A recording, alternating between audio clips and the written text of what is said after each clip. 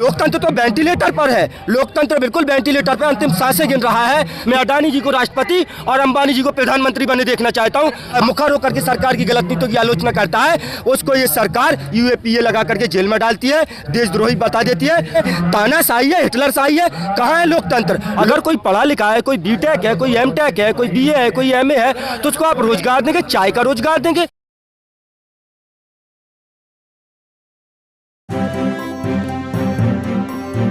Media voice, आपकी आवाज।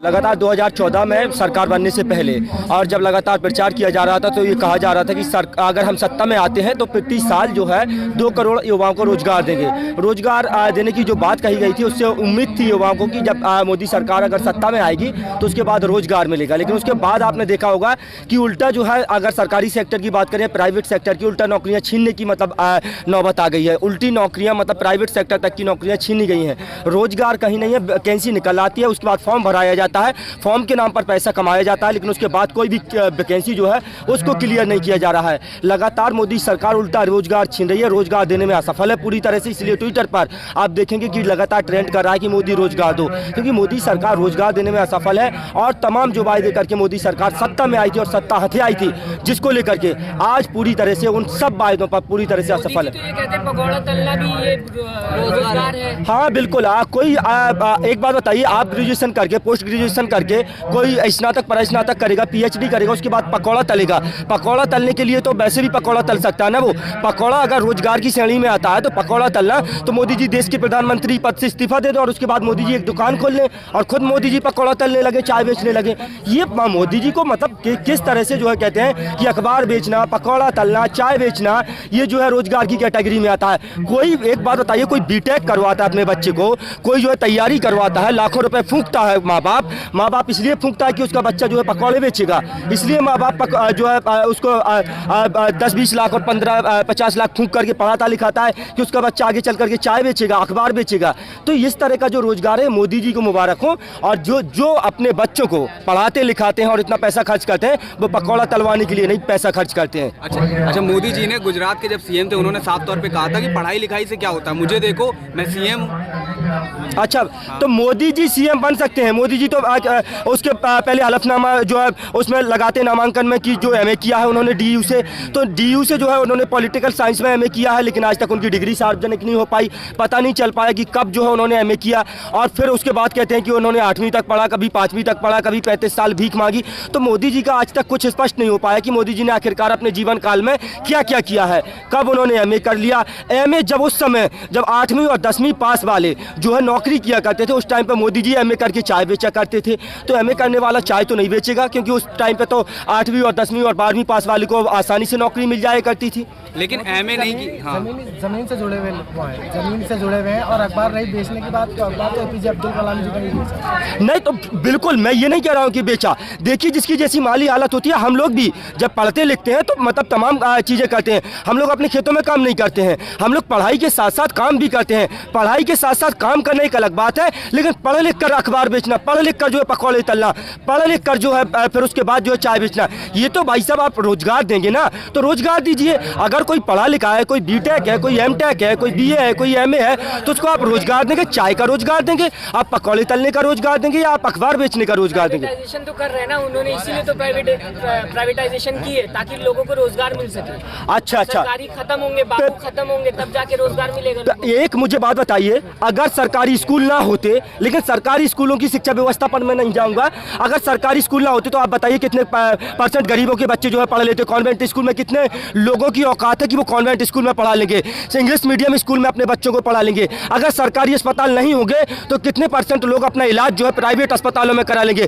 Private अस्पतालों में जब हम इलाज के लिए जाते हैं तो उससे पहले जो है हमें 500-1000 रुपये तो फीस देनी पड़ती है सिर्फ अपॉइंटमेंट लेने के लिए। उसके बाद जब हम अगर ठीक भी हो जाते हैं तो बिल, तो ये कहते हैं ना, तब तक बाबुओं से काम कराते रहेंगे आप लोग। अरे तो मोदी जी तो मैं कहता चाहता हूँ अगर प्राइवेट करें तो प्रधानमंत्री पद को प्राइवेट कर देना।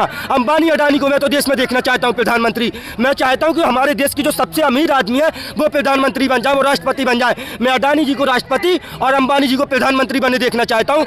आप प्राइवेट करिए, प्रधानमंत्री का पद भी प्राइवेट करिए। सरकार क्यों सरकारी है, सरकार खुद प्राइवेट हो जाए ना। जब प्राइवेट इतना अच्छा काम करता है, आपको लगता है, तो मैं तो कहता हूँ कि प्राइवेट प्रधानमंत्री अच्छा काम करेगा, प्राइवेट राष्ट्रपति बहुत अच्छा काम करेगा। तो मैं अडानी जी को राष्ट्रपति और प्रधानमंत्री अंबानी जी को देखना चाहता हूँ और बाबा रामदेव को राष्ट्रपति बने देखना चाहता हूँ। आप करिए जो है, सरकार को जो है करिए प्राइवेट। बात हो रही थी इससे पहले हाँ। कि गुजरात में एक स्टेडियम था जिसका नामकरण किया गया है मोदी जी के नाम पे। हाँ। तो सरदार पटेल से सरदार पटेल जी की जो नाम था उससे पहले था, उसके बाद मोदी जी का रख दिया गया। तो क्या लगता है सरदार पटेल की बेइज्जती नहीं हो रही कहीं ना कहीं? अरे भाई साहब क्या कहें अब इनसे कि ये क्या क्या कर रहे हैं। उस स्टेडियम का नाम आज तक जो है आपने भविष्य में देखा होगा कि जो स्वर्गीय हो जाते तो उसके बाद स्टेडियम का नाम बदला जाता था या किसी चीज का नाम जो है रखा जाता था। पहली बार देश के भविष्य में आप देखेंगे कि किसी जिंदा व्यक्ति के नाम पर जो है स्टेडियम का नाम रख दिया गया। मोदी जी की इतनी जल्दी क्या थी भाई साहब, थोड़ा इंतजार कर लेते, उसके बाद जो है मोदी जी के नाम पर रख लेते। इनको जो है दूसरों का जूठन खाने में बड़ा मजा आता है। कोई भी स्टेडियम होगा उसका नाम दूसरों के नाम पे, इनसे खुद का तो कुछ नहीं होता, दूसरों का बस नाम बदलते रहेंगे। नामकरण इनसे करवा लो, कोई भी चीज है दूसरों के नाम को बदलने में बड़ा मजा आता है। बदल रहे हैं, फिरोज शाह कोटला का होगा तो अरुण जेटली रख देंगे। कोई भी चीज होगी बस उसको आपने देखा होगा पंडित दीनदयाल वो मुगल सराय था, पंडित दीनदयाल उपाध्याय हो गया, और जो है फैजाबाद था वो अयोध्या हो गया। लगातार नाम बदलने की टेक्निक चल रही है, दूसरों के फीते काट रहे हैं और नाम बदल रहे हैं, इसी को विकास कर रहे हैं। यही विकास है इनके पास। बीजेपी तो सरदार पटेल का बहुत नाम जपती थी, अब तो मोदी जी ने जो है सरदार पटेल को हाँ बिल्कुल, सरदार पटेल से ऊपर हो गए ये। अरे अगर इन्हें जहां जहां जिसके नाम पर वोट मिलेगा, बंगाल में रविंद्रनाथ के टैगोर के नाम पर वोट मिलेगा तो रविंद्रनाथ टैगोर का नाम जपेंगे। अगर गुजरात में इनको सरदार पटेल के नाम से वोट मिलेगा तो ये सरदार पटेल का नाम लेंगे।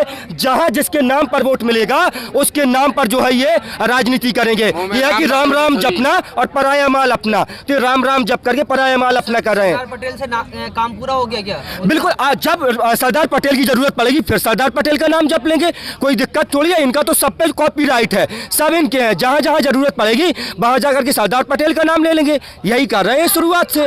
अब उस स्टेडियम मोदी जी के साथ जो है अंबानी और अडानी एंड भी बना दिया है। अरे क्यों नहीं होगा, अरे वो तो मैं बिल्कुल कह रहा हूँ। जिस तरह से लगातार जो है अच्छे दिनों की बात की जा रही थी और जो है 15 लाख आने की बात की जा रही थी, अब जो पूरी तरह से हर जगह आप देखेंगे अंबानी अडानी का वर्चस्व है, बाबा रामदेव का वर्चस्व है। ये लोग लगातार कह रहे हैं वो तो पूंजीपति। अरे भाई जब हमसे कहा गया था, अच्छे दिनों की बात की जा रही थी, जिस तरह से कि मोहब्बत भाईचारे के दीवाने दिन ही लौटा दो, वो सस्ती दाल सब्जी के सुहाने दिन ही लौटा दो।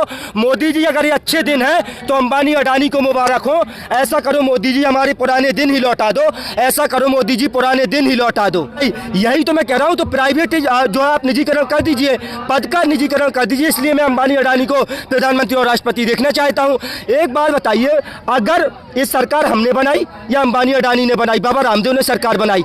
अरे हमारे वोट से सरकार बनी है, इस देश के किसानों के वोट से। तो फंडिंग तो हाँ बिल्कुल बिल्कुल ये बिल्कुल बिल्कुल इस बात में सच्चाई है कि फंडिंग दी थी उन्होंने, फंडिंग दी थी तो उसी का कर्जा तो उतार रहे हैं। बेच कर जो चीजें सब उन्हीं के नाम पे किए जा रहे हैं। आप देखेंगे एयरपोर्ट जो है अडानी एयरपोर्ट हो जाता है, रेल जो है अडानी रेल हो जाता है, और जो है बेल गेल सेल सब तो बेचे चले जा रहे हैं। सब अपने पूंजीपति मित्रों को जो है उस पर दावेदारी ठुकवा रहे हैं। सब पूंजीपति मित्रों के नाम कर दिया जाए तो कर्जा उतार तो रहे हैं। वो तो कह रहे हैं समय की जरूरत है ये। अच्छा समय की जरूरत है तो मैं यही कह रहा हूँ कि समय की जरूरत है कि सरकार को भी प्राइवेट होना चाहिए। ये भी समय की जरूरत है, समय की जरूरत है, क्योंकि अगर हमारे देश के प्रधानमंत्री बड़े आदमी बनेंगे तो उनसे हम अपेक्षा तो रखेंगे। जो अमीर आदमी बनेंगे उनसे अपेक्षा तो रखेंगे। मोदी जी तो फकीर है, मोदी जी तो फकीर है। अब इनका तो कोई भरोसा नहीं, इनका झोला खाली है। कहते हैं जब वो होगा तो मैं झोला लेकर के चला जाऊंगा। तो कम से कम फकीरों से अच्छे अमीर आदमी तो है। अमीर आदमियों की संगत में रहेंगे हम लोग। कभी अगर दिक्कत होगी तो अमीर आदमियों से बात करेंगे। ये भी तो कहते हैं मेरा नसीब देश के काम आ सकता है, मैं नसीब वाला हूँ।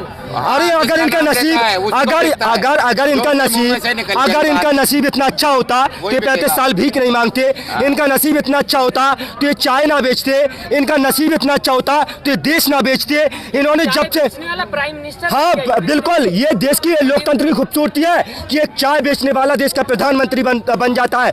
यही लोकतंत्र की खूबसूरती है। और ये लोकतंत्र की बदसूरती है कि हम किसान जो है पीसफुल तरीके से, शांतिपूर्ण तरीके से विरोध प्रदर्शन प्रदर्शन नहीं कर सकते हैं, हम जो है किसानों का समर्थन नहीं कर सकते हैं। अगर हम शांतिपूर्ण तरीके से विरोध प्रदर्शन करते हैं तो जेलों में उठा करके डाल दिया जाता है। आपने देखा होगा दिशा रवि की गिरफ्तारी हो जाती है, जो अगर बताइए पर्यावरण को बचाना देशद्रोह की कैटेगरी में आता है, नदियों को बचाना देशद्रोह की कैटेगरी में आता है, शुद्ध हवा को बचाना देशद्रोह की कैटेगरी में आता है, या जल को पानी को बचाना देशद्रोह की कैटेगरी में आता है। लेकिन वो चल रहा है ना कि एक राजेश जोशी की एक कविता है कि जो सच सच बोलेंगे मारे जाएंगे, जिस पागलपन में शामिल नहीं होंगे मारे जाएंगे।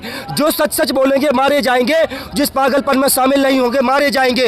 बर्दाश्त नहीं किया जाएगा किसी की कमीज हो उनकी कमीज से ज़्यादा सफ़ेद, कमीज में जिनके दाग नहीं होंगे मारे जाएंगे। जो धर्म की ध्वजा उठाए नहीं जाएंगे जुलूस में, गोलियां भून डालेगी उन्हें काफिर करार दिए जाएंगे। जो चारण नहीं होंगे, जो गुण नहीं गाएंगे मारे जाएंगे। सबसे बड़ा अपराध है इस दौर में निहत्थे और निरपराधी होना, निहत्थे और निरपराधी होना। यही किसी को भी कोई भी किसान आंदोलन का समर्थन करता है, कोई भी मुखर होकर के सरकार की गलत नीतियों की आलोचना करता है, उसको यूएपीए लगा के जेल में डाल देते हैं। तानाशाही है, हिटलरशाही है। कहाँ है लोकतंत्र? लोकतंत्र की हत्या हो रही है। सुप्रीम कोर्ट के 4 जजेस जब सड़कों पर आकर के कहते हैं कि देश में डेमोक्रेसी नहीं है, लोकतंत्र की हत्या की जा रही है, तो इनको कोई परवाह नहीं है। लोकतंत्र तो वेंटिलेटर पर है, लोकतंत्र बिल्कुल वेंटिलेटर पर अंतिम सांसें गिन रहा है। पूरी तरह से इस देश में तानाशाही और हिटलरशाही चल रही है, और जो भी मुखर होकर के सरकार की गलत नीतियों की आलोचना करता है उसको ये सरकार यूएपीए लगा करके जेल में डालती है, देशद्रोही बता देती है। तो ये वो सरकार है जो जिन्होंने कभी आज़ादी में इनका कोई योगदान नहीं था। इनकी हिंदू महासभा, राष्ट्रीय स्वयंसेवक संघ या इनका जनसंघ, सबकी भूमिका अगर आप देखेंगे तो पूरी तरह से संदिग्ध है। 1942 के भारत छोड़ो आंदोलन में ये कहीं तिरंगा झंडा उठाए नहीं खड़े थे। तो ये वो अंग्रेजों के दलाल, मुखबिर और चाटुकार हैं कि कहा कि गॉडसे वाले बांट रहे हैं सर्टिफिकेट गद्दारी का, और इंतजार बस करते रहिएगा अपनी अपनी बारी का। और कल तक जो अंग्रेजों के वादा माफ गवाह रहे, वो आज हमसे देशभक्ति की दलीलें चाह रहे। जिनको तिरंगे से नफरत है, अपना झंडा प्यारा है, और गांधी का कातिल गॉडसे जिनकी आंखों का तारा है। शर्मनाक इतिहास है जिनका अंग्रेजों से यारी का, वो आज हमको बांट रहे हैं सर्टिफिकेट गद्दारी का।